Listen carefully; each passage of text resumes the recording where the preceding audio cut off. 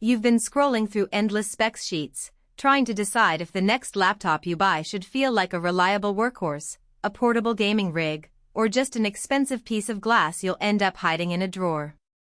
The truth is, most of us want something that slips into a coffee shop, handles a demanding game session after work, and still looks good when the kids are dragging it around the kitchen.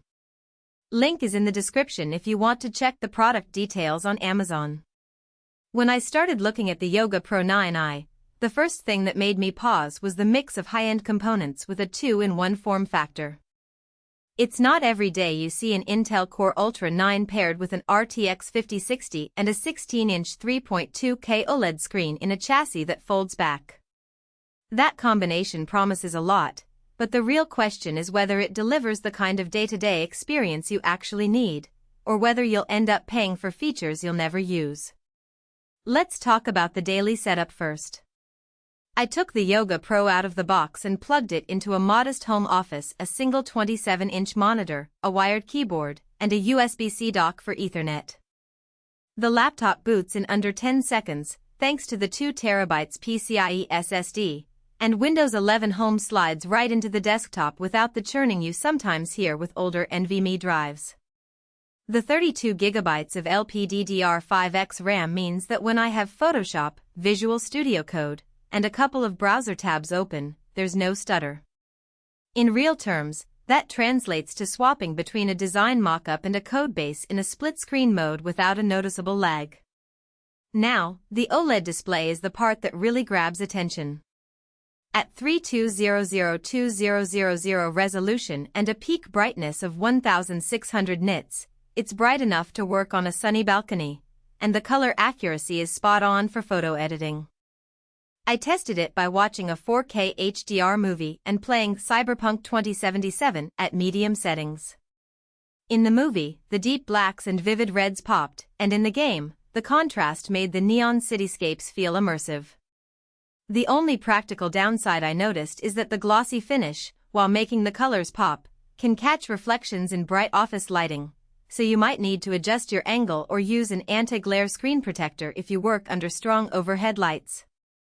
Graphics performance is a key factor for anyone eyeing a laptop that can double as a gaming machine.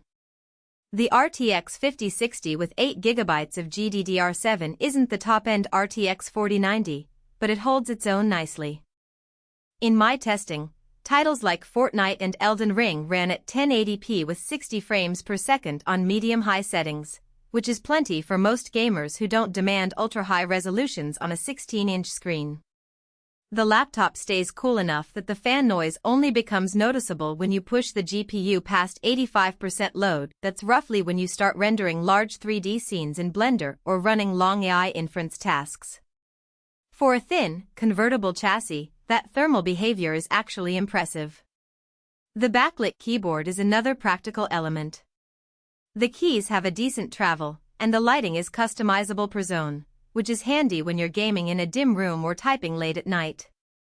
However, the keyboard does sit a little shallow compared to a dedicated mechanical board, so if you're a typist who thrives on deep clicks, you might miss that tactile feedback.